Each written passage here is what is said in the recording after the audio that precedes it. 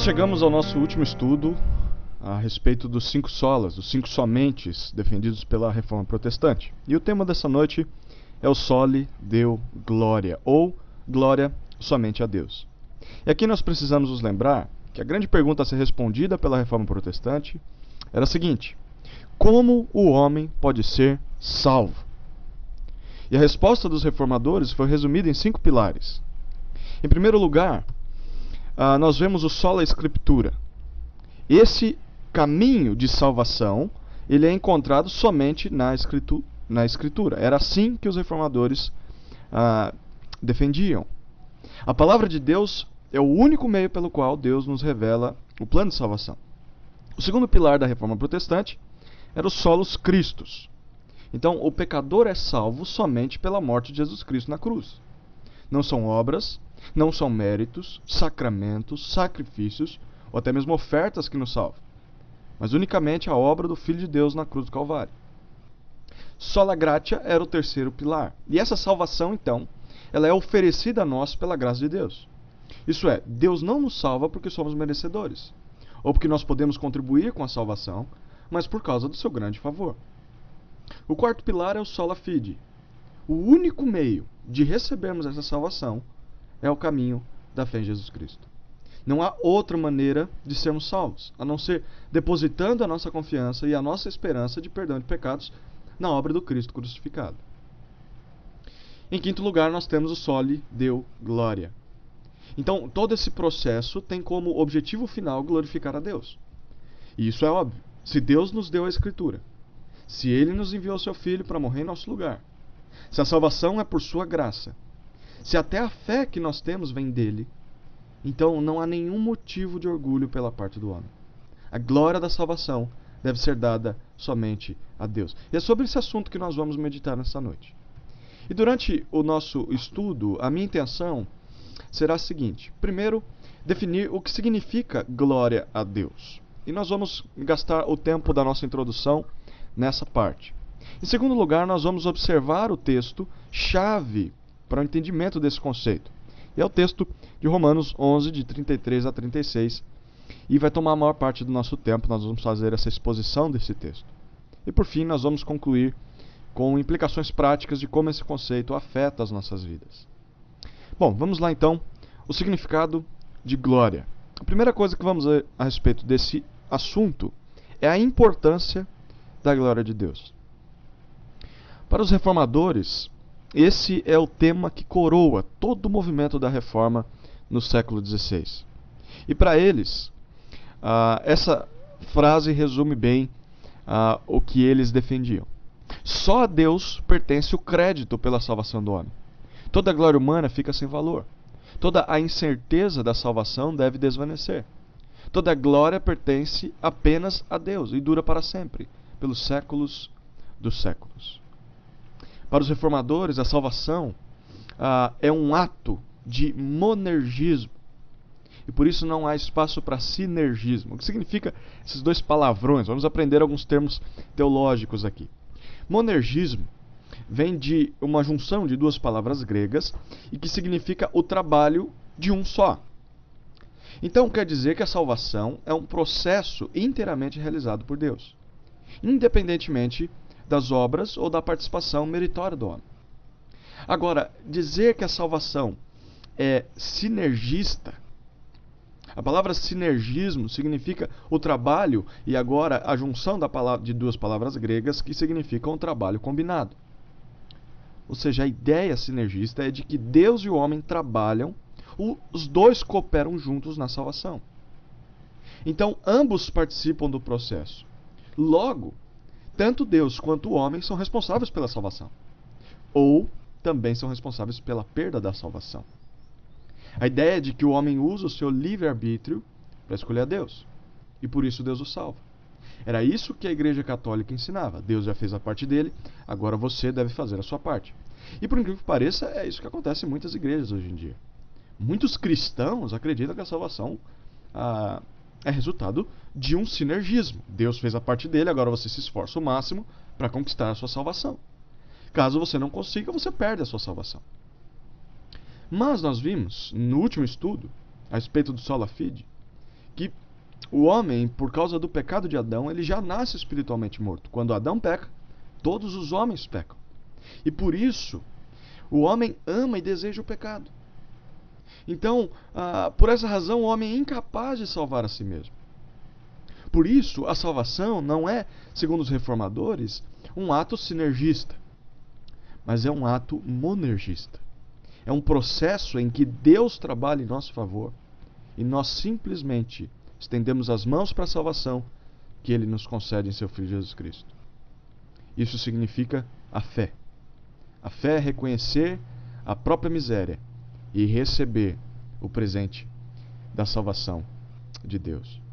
É por essa razão que o breve catecismo de Westminster começa afirmando na sua primeira pergunta o seguinte: qual é o fim principal do homem? A resposta para essa pergunta é o seguinte: o fim principal do homem, ou seja, o homem foi criado, nasceu e tem esse objetivo, é glorificar a Deus e gozá-lo para sempre. Então o homem foi criado para a glória de Deus. Esse é o objetivo do homem. E quando isso acontece, ele encontra a verdadeira felicidade e a verdadeira realização.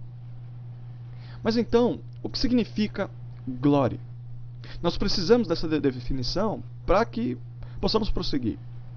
Mas primeiro nós precisamos responder à pergunta: por que isso é importante? Isso é importante porque se nós não compreendermos corretamente esse conceito de glória, nós não vamos compreender corretamente como nós devemos reagir, por exemplo, diante da salvação. Como nós devemos reagir diante da palavra de Deus, do culto ao Senhor, da ceia, do batismo e até mesmo as coisas comuns e ordinárias, as coisas banais do dia a dia. Porque você vai concordar comigo que quando nós olhamos ao redor, parece que as pessoas perderam totalmente a noção da glória de Deus. Os cultos parecem ter perdido completamente o significado. O que há alguns anos atrás era encarado pelos cristãos como algo muito importante, a tal ponto das pessoas se prepararem a semana toda para se encontrar com outros crentes e adorar ao Deus Trino. Isso acabou se tornando algo normal.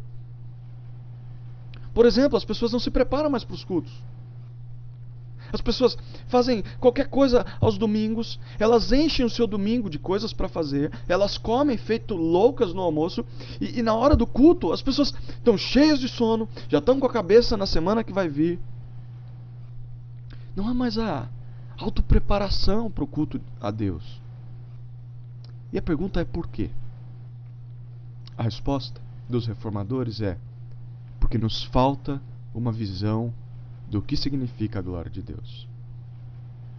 No mundo atual, o nome Deus perdeu o significado completamente e acabou se transformando numa palavra sem conteúdo. Nós precisamos resgatar esse conceito da glória de Deus. Vamos então para uma definição de glória. A palavra em português glória, ela é a tradução de dois termos bíblicos, um em hebraico e o outro em grego. No Antigo Testamento, a palavra hebraica usada para glória é kavod, que é derivada de uma raiz que significa peso. Por exemplo, o valor de uma moeda de ouro era determinado pelo seu peso. Portanto, ter peso ou ter glória significa ter valor, ter dignidade. Já no Novo Testamento, a palavra grega traduzida por glória é doxa, que significa opinião. Ela se refere à importância ou ao valor que nós atribuímos a algo ou a alguém. Em resumo, a ideia hebraica de glória, ela se refere a algo que é inerente a Deus. O que isso significa? É algo que faz parte de Deus. É o valor e a dignidade que Deus tem por excelência, por si mesmo, por ser Deus.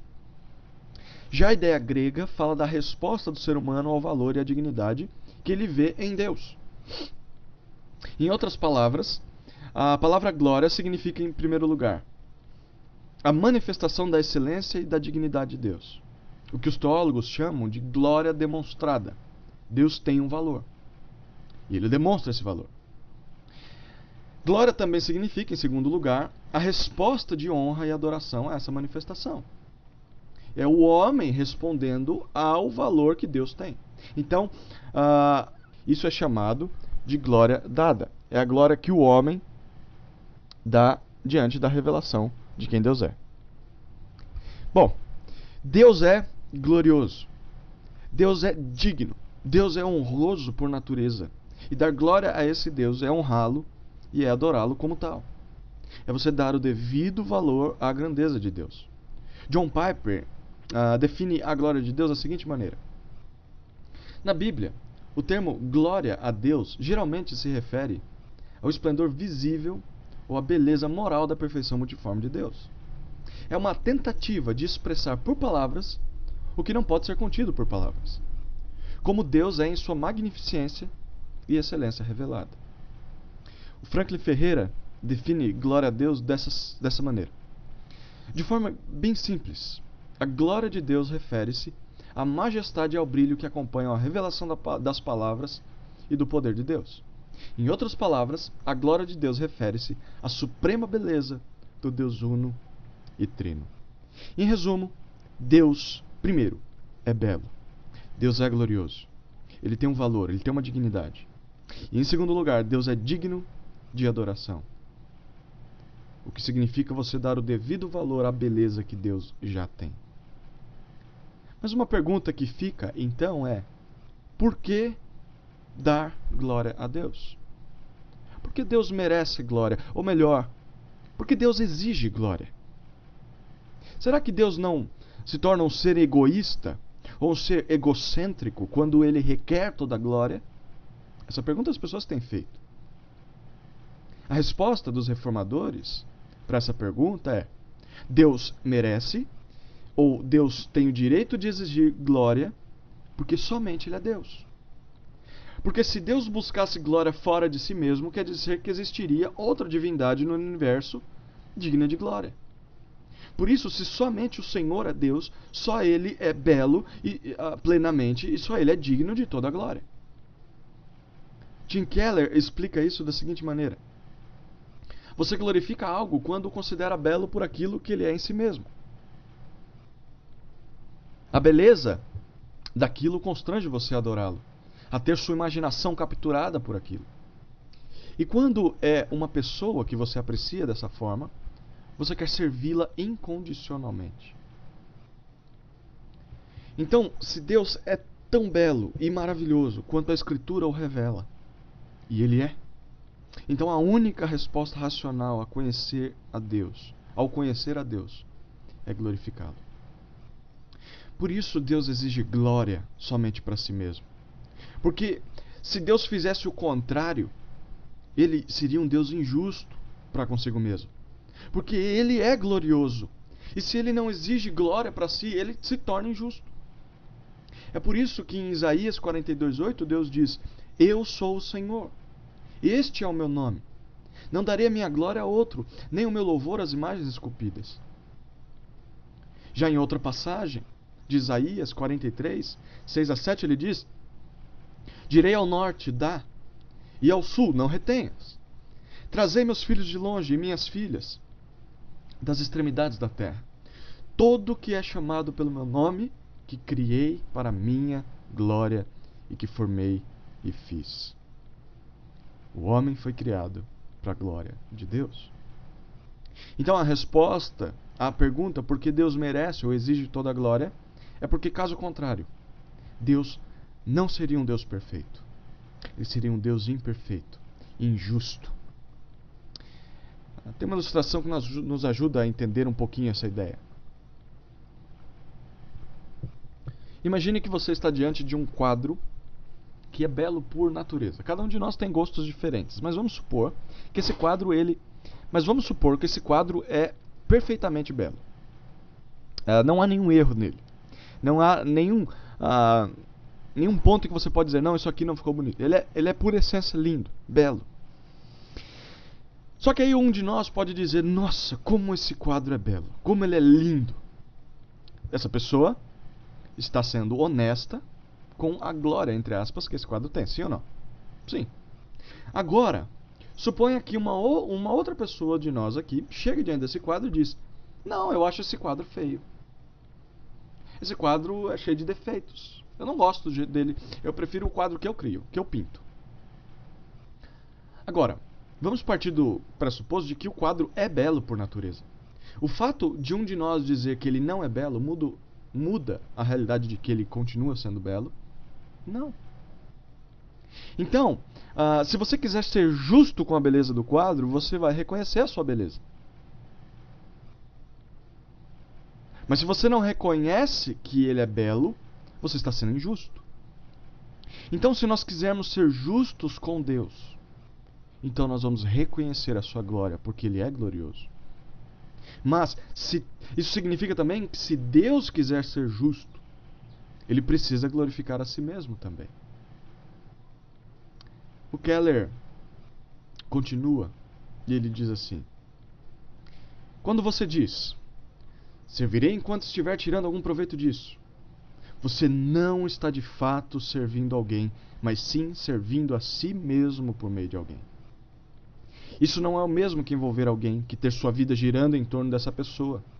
É usá-la e fazer com que ela gire em torno de você. Sabe o que isso significa? Que se nós louvamos e adoramos a Deus pelas coisas que nós podemos receber dele, ou talvez simplesmente por medo do que ele pode fazer conosco, nós não estamos dando glória a ele, mas estamos glorificando a nós mesmos. Então glorificar a Deus é reconhecer a beleza que ele tem, independentemente daquilo que ele faz ou deixa de fazer. Glorificar a Deus é adorá-lo por quem ele é, e não somente pelo que ele faz. Além disso, quando a igreja glorifica a Deus, ela está imitando o próprio Deus. Porque você lembra que Deus é um Deus trino. Ou seja, Deus é Pai, é Filho e é Espírito no mesmo ser. As santas pessoas da Trindade, elas vivem para a glória da unidade divina. Por exemplo, o Espírito Santo busca a glória do Filho. Ele diz: olhem para o Filho, amem o Filho, adorem o Filho, obedeçam ao Filho. O Espírito Santo nunca aponta para si mesmo, mas ele glorifica o Filho. O Filho, ele também faz o mesmo, mas ele busca a glória do Pai. Ele diz: olhem para o Pai, amem o Pai, ouçam o Pai, obedeçam ao Pai. E o Pai tem prazer em glorificar o Filho e glorificar o Espírito. E ele faz isso por meio da igreja. E faz isso no mundo. Por isso, quando nós glorificamos a Deus, nós imitamos o próprio Deus. Por isso, pelo fato de Deus ser Deus, ele é o único digno, o único merecedor de toda a glória. A pergunta que fica então é: de onde se tirou essa ideia? Qual é a base para glorificarmos a Deus, principalmente por causa da nossa salvação? É aí que nós chegamos na segunda parte do nosso estudo dessa noite, que é a respeito do texto de Romanos 11, de 33 a 36. A Deus toda glória. E agora te convido a abrir sua Bíblia então em Romanos 11, de 33 a 36.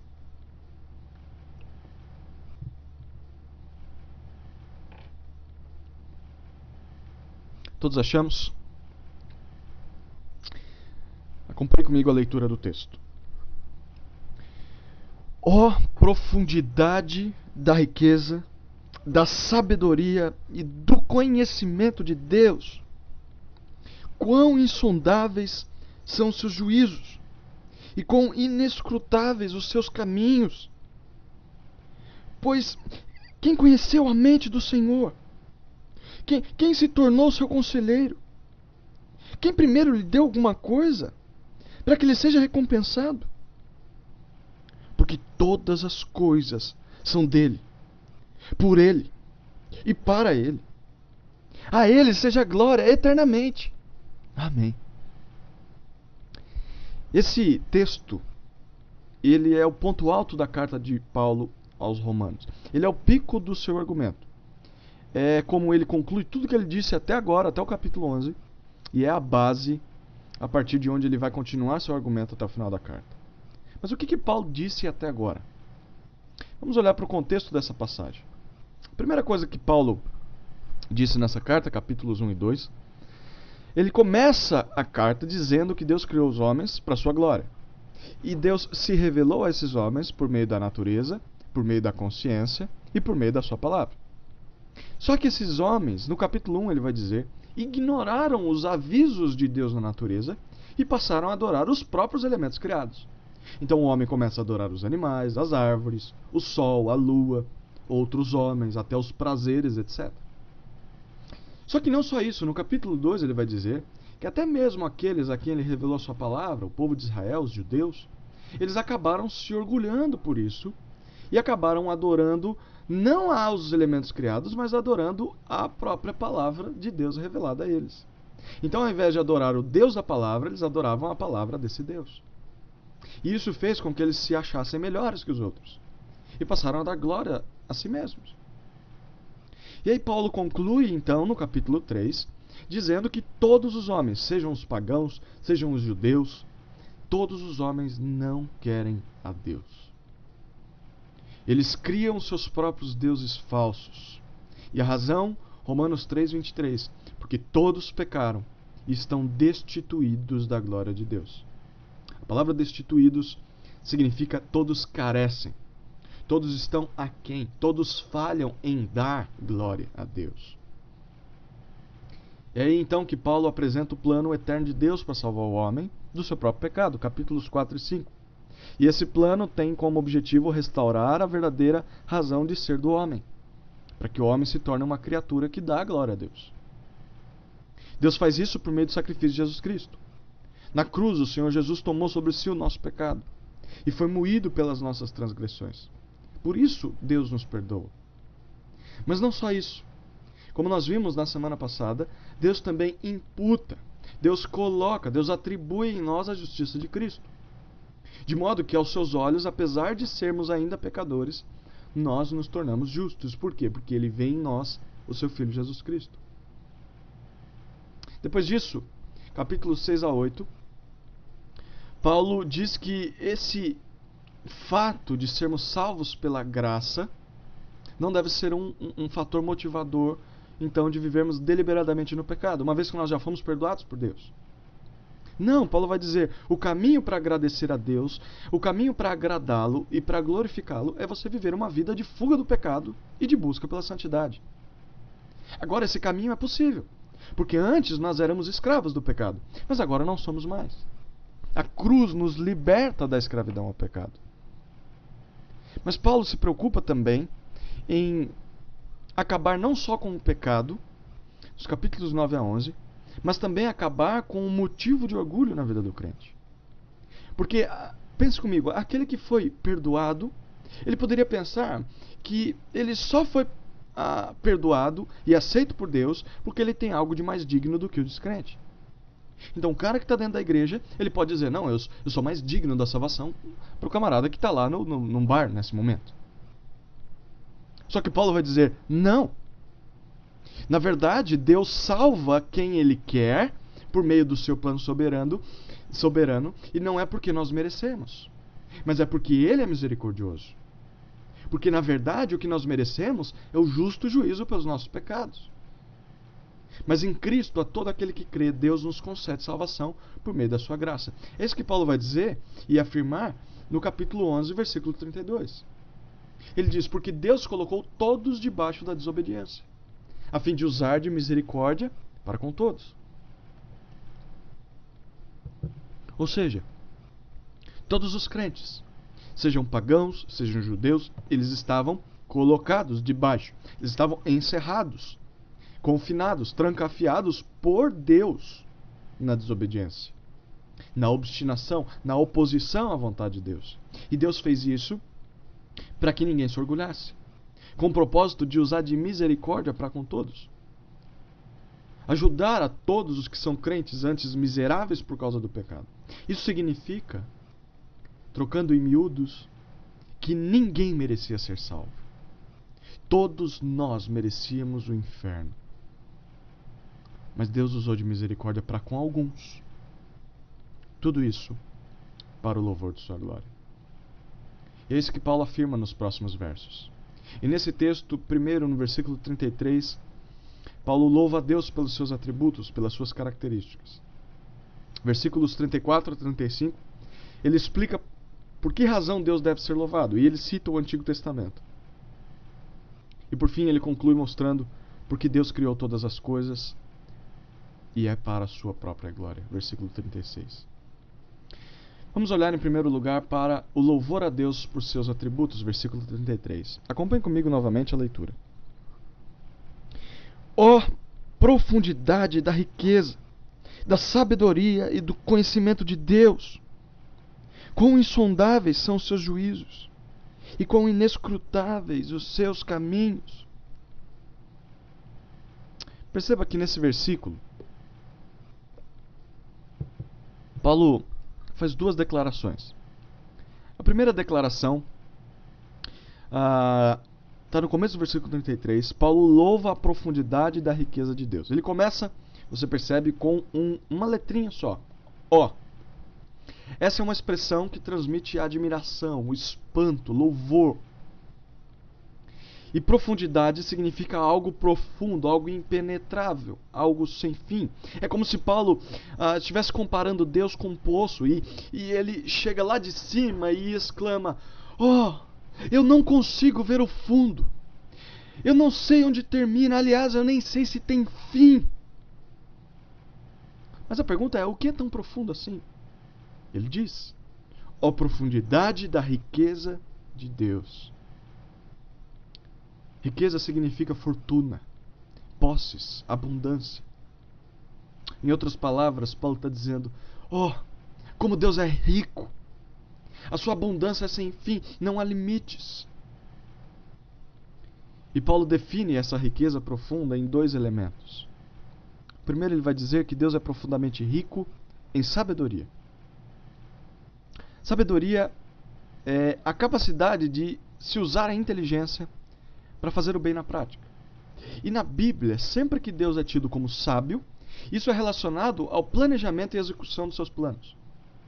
Então, em resumo, a sabedoria de Deus é a sua capacidade de selecionar os melhores meios para obter o alvo mais elevado. Ou seja, Deus sempre escolhe os melhores métodos, porque Ele é sábio. Mesmo que nós não entendamos como Ele está agindo, Ele sabe o que está fazendo. Ele é rico em sabedoria. Mas Paulo vai dizer que Deus é infinitamente rico também, em segundo lugar, em conhecimento. Conhecimento significa inteligência, entendimento. Ou seja, traz a ideia da visão que Deus tem da própria essência das coisas, das pessoas, das ideias. Em outras palavras, o que Paulo está querendo dizer aqui é que Deus é onisciente. Deus sabe todas as coisas. Deus conhece tudo que está escrito nos livros. Ele sabe tudo que se passa na cabeça das pessoas. Ele conhece cada intento do nosso coração. Aliás, Deus até mesmo conhece a si mesmo. Isso é interessante. Quem de nós pode dizer e afirmar que conhece a si mesmo? Quantas vezes nós não dizemos, né? Eu não sei como eu reagiria a isso. Deus pode dizer: eu sei como eu reajo diante disso. Deus é profundamente rico em conhecimento. Esse louvor a Deus por seus atributos, Paulo louva a profundidade da riqueza de Deus. Mas a segunda declaração de Paulo é que ele exclama que é impossível compreendê-lo. É impossível compreender a Deus. E aqui ele faz duas afirmações. Primeiro ele diz: quão insondáveis são os seus juízos. Os juízos de Deus significam as suas decisões soberanas, os seus decretos, as suas vontades. E no contexto em que Paulo está falando, obviamente, ele está se referindo ao plano de Deus para a salvação do homem. É isso que ele diz desde o capítulo 1 até agora no capítulo 11. Em outras palavras, Paulo está dizendo: é impossível compreender os planos de Deus a salvar o homem. Isso significa que a mensagem da salvação, ela é loucura para o mundo. Um Deus que se faz homem, que alcançou a coroa por meio da cruz e do sofrimento, e que essa salvação é oferecida ao homem, que oferece salvação ao homem por meio simplesmente da fé. Isso é loucura para o mundo. Jesus é a pedra rejeitada pelos homens, mas é o meio escolhido por Deus para salvá-los. É isso que Paulo diz. Aprove a Deus salvar os que creem pela loucura da pregação. Esse é o plano de Deus. E é impossível compreendê-lo, é isso que Paulo diz. Insondáveis são seus juízos. Mas a segunda afirmação que ele faz é: quão inescrutáveis são os seus caminhos. Ou seja, é impossível compreender os meios pelos quais Deus age, os caminhos que Deus escolhe. E o contexto aqui é importante, porque Paulo havia dito, lá no capítulo 9, versículo 18, que Deus escolheu alguns para a salvação e outros não. Algumas pessoas torcem o nariz quando ouvem falar isso, mas Paulo está argumentando sobre esse assunto no capítulo 9. Olha o que ele diz no capítulo 9, versículo 18.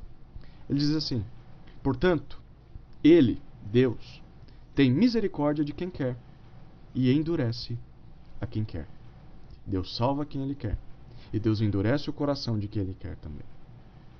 Então a dúvida que fica, e provavelmente ela está na tua cabeça, ou está na cabeça de muitos que você conhece, é por quê?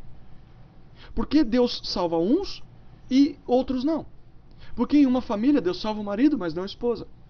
Por que num casal de filhos Deus salva o menino, mas não salva a menina? Por que eu cresci ouvindo a mesma palavra que os meus amigos ouviam, mas eu me converti e eles não? Ou eles se converteram e eu não? Sabe qual que é a resposta de Paulo? Está aqui em Romanos 11:33. É impossível descobrir. Inescrutáveis são seus caminhos. Nós não conseguimos compreender a Deus. Como Deus disse por meio de Isaías, lá em Isaías 55, de 8 a 9. Porque os meus pensamentos não são os vossos pensamentos, nem os vossos caminhos são os meus caminhos, diz o Senhor. Porque assim como o céu é mais alto do que a terra, os meus caminhos são mais altos que os vossos caminhos, e os meus pensamentos são mais altos que os vossos pensamentos. É impossível compreender os meios de Deus.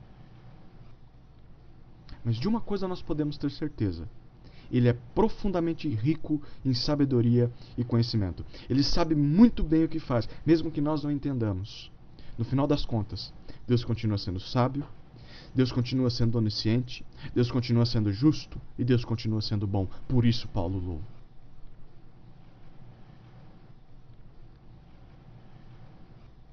A segunda coisa que Paulo faz nesse texto é dar a razão do louvor a Deus. Versículos 34 e 35. Vamos ler novamente.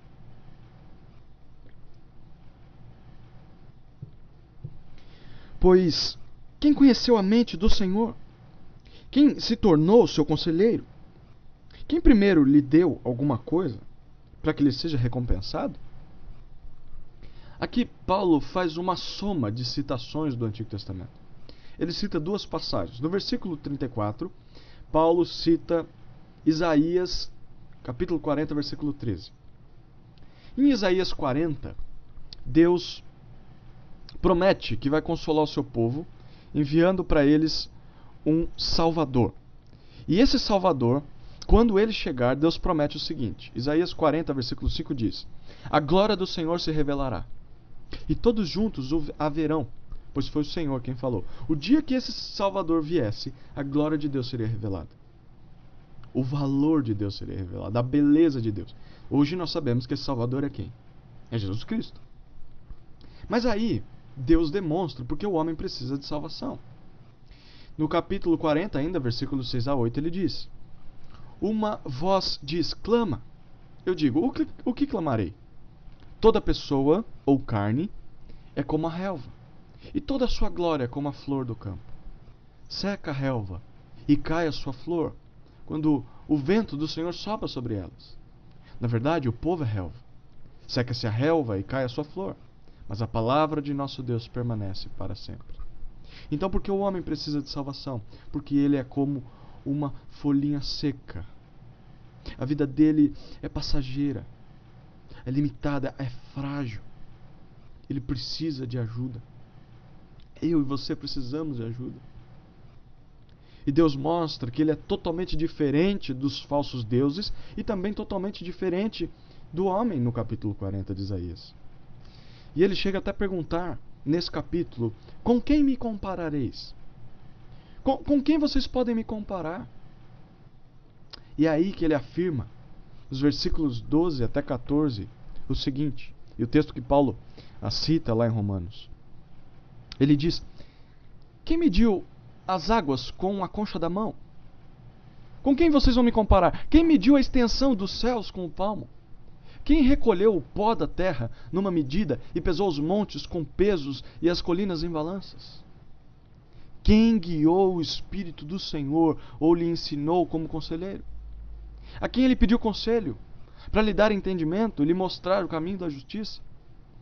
Quem lhe ensinou o conhecimento e lhe mostrou o caminho do entendimento? Em outras palavras, só Deus é Deus. E só Ele pode salvar. Só Ele sabe o melhor caminho para a justiça. Deus não tem nenhum conselheiro humano.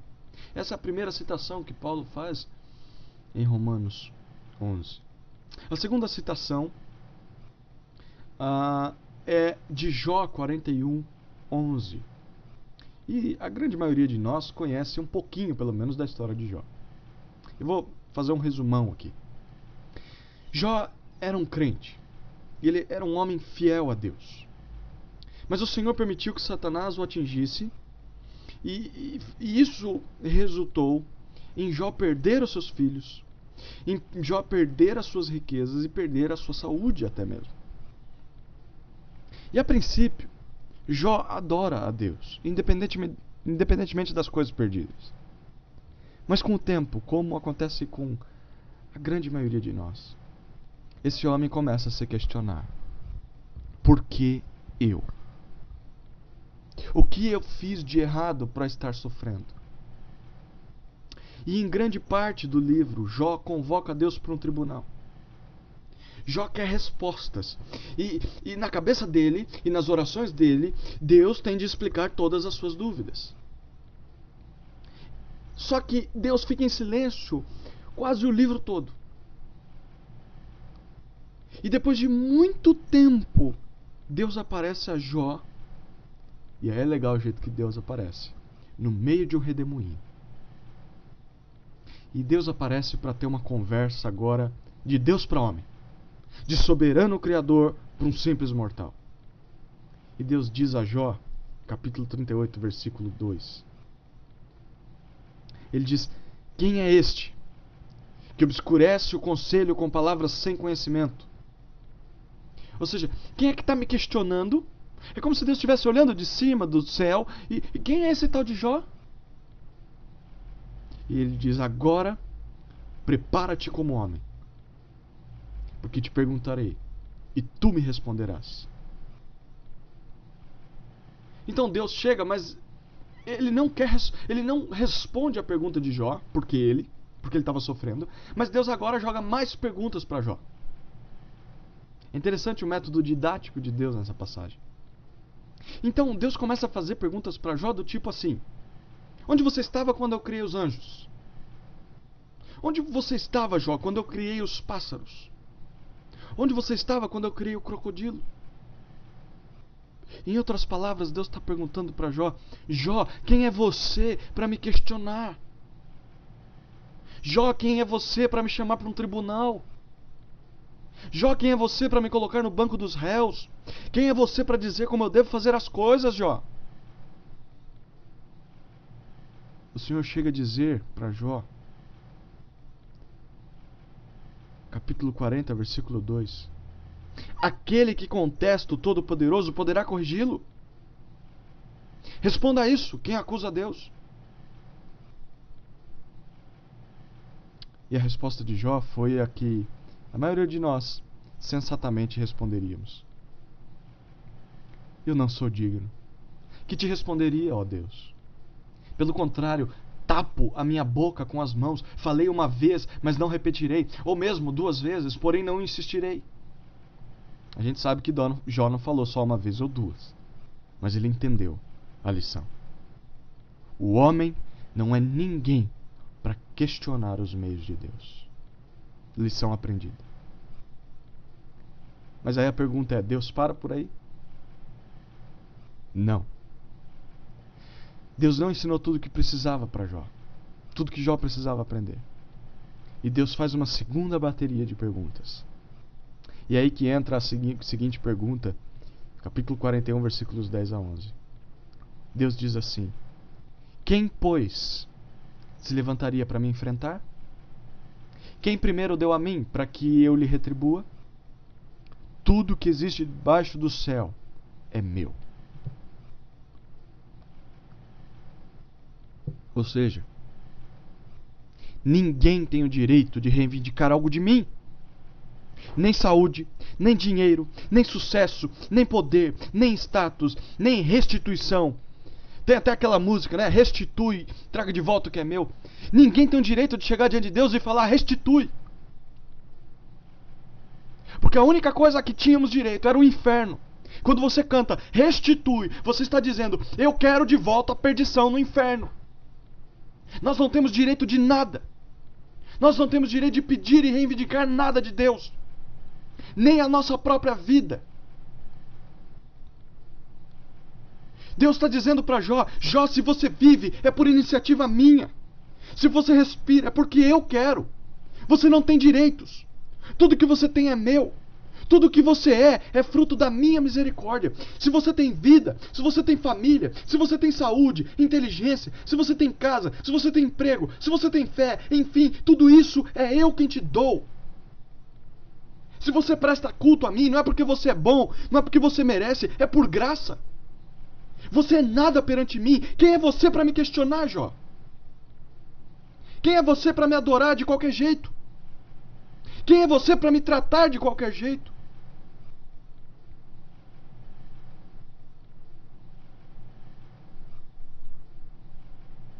Essa é a razão do louvor de Paulo a Deus. Primeiro, porque não há ninguém semelhante a Ele. Porque somente Deus é Deus. Segundo, porque não há ninguém capaz de questioná-lo. Todos nós somos meras criaturas insignificantes, criadas por Deus e carentes da sua graça. É por isso que Paulo conclui com a reação do homem diante de Deus. Diante de quem Deus é, como o homem deve reagir. Olha o versículo 36. Porque todas as coisas são dele, por ele e para ele. A ele seja a glória eternamente. Amém. Paulo dá duas reações que o homem deve ter diante de quem Deus é. A primeira é reconhecer o propósito da nossa salvação. Aqui ele vai falar sobre o propósito de todas as coisas. Mas a pergunta que devemos fazer é: mas a que todas as coisas Paulo se refere aqui? Óbvio que o contexto nos mostra que o assunto total de que Paulo tem falado é a respeito da salvação. Então, quando ele diz todas as coisas, ele está falando a respeito de todas as coisas referentes à salvação do homem, o caminho da salvação. E Paulo aqui vai falar do passado, do presente e do futuro. Ele fala do passado, ele diz, porque todas as coisas são dele. Dele veio a salvação. Deus é a origem de tudo, o homem nunca poderia salvar a si mesmo. Ele vai falar do presente, porque por ele são todas as coisas, ou seja, por meio dele a salvação foi possibilitada. Deus é o realizador da salvação. Foi ele quem enviou Jesus naquela cruz por nós. É ele quem nos preserva salvos, apesar dos nossos pecados. Paulo também fala do futuro. Ele diz, porque para ele são todas as coisas. Tudo isso foi feito para a sua própria glória. Deus é o objetivo, Deus é o propósito final de todo o processo da salvação. Ele merece toda a glória e não nós. Em resumo, Paulo está dizendo, Deus é a fonte da nossa salvação, é por meio da sua graça e do seu poder que essa salvação se tornou possível em nossa vida. E a ele deve ser toda glória. Ou seja, Deus é a fonte, Deus é o realizador e Deus é o alvo da nossa salvação. Diante de quem Deus é, essa é a única resposta possível para o homem. Reconhecer, em primeiro lugar, o propósito da nossa salvação. A segunda reação é render glória a Deus por toda a eternidade. A este Deus sejam dadas a glória importância, o reconhecimento, o devido valor por meio dos seus eleitos, para todo sempre. Amém. E essa eternidade, ela já começa para nós, os crentes. Começa nessa vida. Porque neste mundo somos chamados a glorificar a Deus em tudo.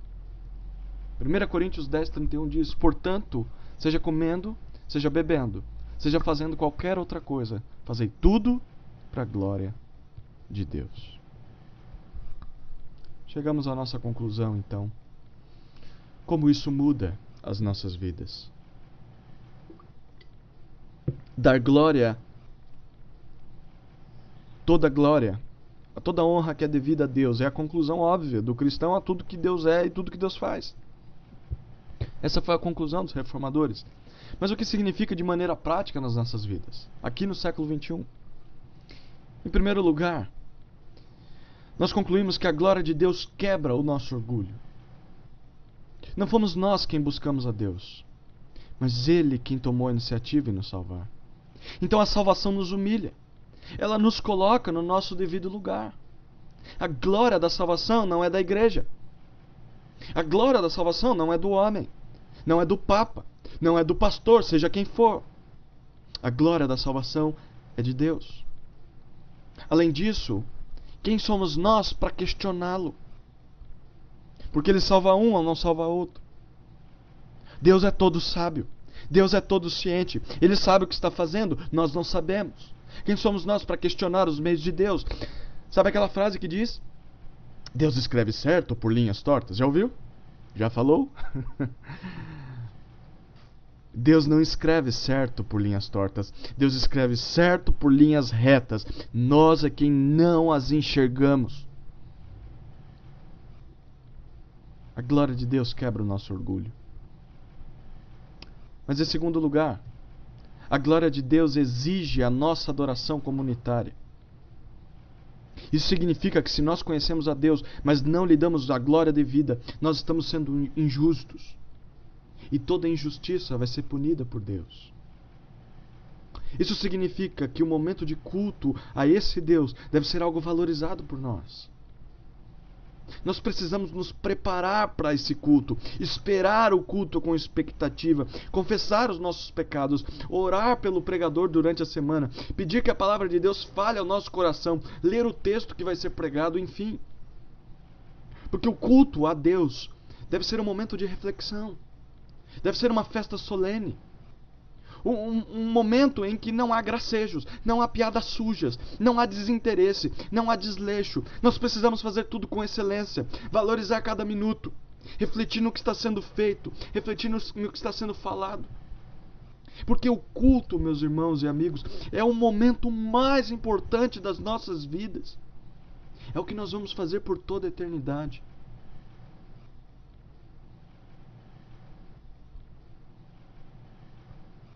Além disso, a glória de Deus tira o homem do centro da adoração e coloca o próprio Senhor no lugar.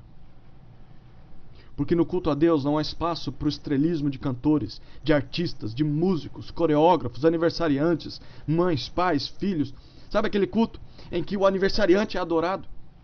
Aquele culto em Dia das Mães em que as mães são exaltadas, em que os pais são exaltados, os filhos são adorados.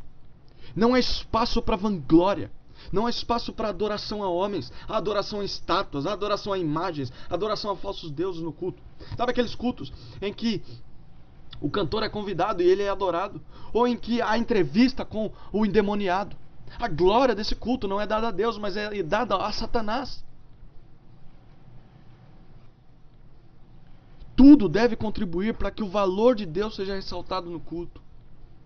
Sejam as músicas escolhidas, as letras cantadas, as orações, os gestos, a pregação, tudo deve mostrar: olha como Deus é valoroso, olha como Deus é belo. Então, isso significa que ao término do sermão, por exemplo, ao invés das pessoas saírem da igreja impressionadas com o pregador, elas devem sair impressionadas com Deus. Ao invés de dizerem: que grande pregador nós ouvimos hoje, as pessoas devem dizer: que grande Deus aquele pregador nos apresentou hoje. A glória de Deus exige a nossa adoração comunitária.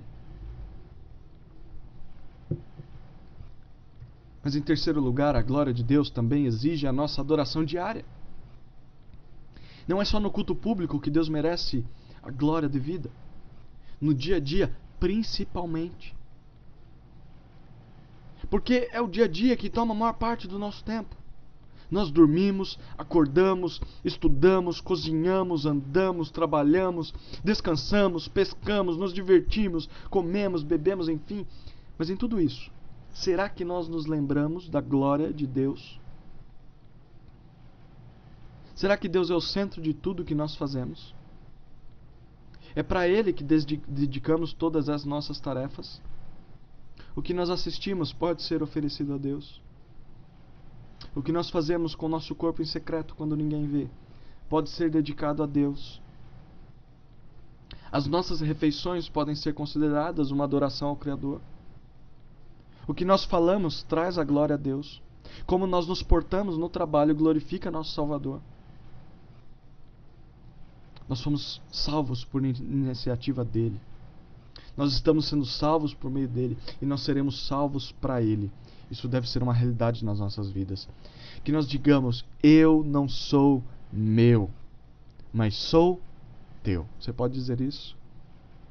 Eu não sou meu, mas sou teu. Em último lugar, a glória de Deus atinge todas as áreas da vida. Não é só na parte, abre aspas, religiosa, em que Deus é glorioso e merecedor de honra. Em toda a criação isso acontece. Isso significa que se nós compomos uma música, abre aspas, evangélica, Deus deve ser glorificado, sim ou não? Sim. Mas se nós compomos uma música secular, e entenda quando eu estou querendo dizer isso, uma música que vai ser cantada lá no mundo afora, seja uma música romântica, ou uma música a respeito da amizade, das coisas da vida, da simplicidade das coisas. Se nós compomos uma música assim, Deus ainda deve ser glorificado? Sim! Porque Deus é digno de toda a glória, em todas as áreas. Isso não significa que nós devamos cristianizar o mundo, cristianizar os programas de TV, as músicas, os filmes, as vestimentas, ou o Senado, por exemplo, como muitos têm tentado fazer. Mas significa que mesmo que as coisas não sejam feitas na igreja, elas devem ser feitas para a glória de Deus. E como nós glorificamos a Deus com as coisas do mundo? Com excelência. Fazendo as coisas de maneira que mostre a beleza daquele que nos fez. Então Deus deve ser glorificado na cozinha de uma escola? Sim. Deus deve ser glorificado em uma música? Óbvio que sim. Deus deve ser glorificado no futebol? Sim. Deus deve ser glorificado na maneira com que você dirige? Sim. É por esse motivo que os reformadores impactaram tanto a sua sociedade. Um exemplo. Johann Sebastian Bach. Já ouviu falar? Bom, o professor de História ou de Artes nunca disse, mas ele era cristão. E em quase todas as suas obras, as músicas que Bach escreveu e compôs, seja para ser tocadas na igreja, ou até músicas que ele escreveu para serem apreciadas no mundo todo. Em quase todas as suas obras, ele escrevia JJ no início e SDG no final. O porquê ele colocava essas siglas? No início, Bach pedia Jesus Juvá, que significa Jesus ajuda. JJ. E no final ele escrevia SDG. Sabe por quê? Soli Deo Glória. Sem Jesus, Bach reconhecia que ele era nada. E no final das contas, Deus merecia toda a glória. Um outro exemplo. Na literatura, William Shakespeare, ele foi influenciado pela glória de Deus a escrever os poemas apaixonados. Era um homem crente no Senhor Jesus. Na ciência, Johannes Kepler, Francis Bacon, Isaac Newton, Sigmund Freud, todos se basearam na crença de que a criação se harmonizava com as Escrituras, uma vez que Deus tinha criado os dois. Então eles glorificavam a Deus, estudando a Deus por meio da sua criação. Eles olhavam para o que Deus tinha criado e ali glorificavam a Deus. Por essa razão, como diz Franklin Ferreira, os cristãos são chamados a glorificar a Deus em todas as esferas da criação, a partir da vocação e dos dons que o Senhor lhes tem concedido. Então a pergunta é: nós precisamos de mais pregadores, presbíteros, diáconos na igreja? Sim. Nós precisamos de mais músicas evangélicas com boa teologia e boa melodia? Sim. Nós precisamos de mais seminaristas, mais estudantes de teologia? Sim. Mas nós também precisamos de mais médicos, de mais cozinheiras, donas de casa, cientistas, professores, policiais, políticos. E é sério. Nós precisamos de mais pedreiros, engenheiros, carpinteiros, serralheiros, marceneiros, caminhoneiros, jardineiros, contadores, administradores, gerentes, faxineiras, secretárias, etc. Nós precisamos de mais pessoas que glorifiquem a Deus com as suas profissões. Porque o mundo precisa de pessoas que mostrem a glória de Deus por meio de todas as áreas que Ele criou. Então toda a vida, como dizia João Calvino, deve ser um famosíssimo teatro da glória de Deus. Nós somos os personagens secundários que apontam para o personagem principal. Nós encenamos a peça do maravilhoso escritor que é Deus. Como dizia João Calvino, a glória de Deus deve estar para nós acima de nossa salvação. Tem mais um elemento que abrange a glória de Deus e talvez o mais importante de todos. É o fato de que nós fomos criados para experimentar alegria e contentamento. É por isso que nós buscamos tanto essas coisas. Prazer, satisfação. O problema é que essa realização ela só é encontrada quando nós glorificamos a Deus. É por isso que nós nunca nos satisfazemos com as coisas que buscamos. Porque quando nós não direcionamos o que fazemos para Deus, mas direcionamos a qualquer outra coisa, nós somos frustrados, nós nunca conseguimos nos sentir plenamente realizados. Por isso, como diz Franklin Ferreira, se nossos afetos e desejos forem dirigidos para a glória de Deus, nós provaremos nele alegria e contentamento, que não podem ser descritos, nem roubados por nada, nem ninguém. É isso que John Piper diz: Deus é mais glorificado em nós, quando nós estamos mais satisfeitos nele. Quanto mais você se satisfaz em Deus, mais glória você dá a Ele. Quando nós descobrimos em Deus a nossa verdadeira alegria, a nossa única fonte de contentamento, nós aprendemos a nos alegrar com os pequenos detalhes da vida.